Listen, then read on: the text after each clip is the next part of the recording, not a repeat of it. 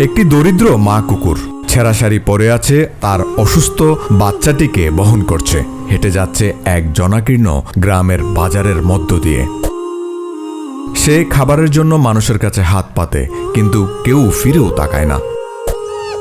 বাচ্চাটি দুর্বল এবং কাঁপছে। মা কুকুরটি ধীরে ধীরে তার বাচ্চাকে চেটে আদর করছে। একটি ময়লার ডাস্টবিনের পাশে বসে আছে, চোখে পানি।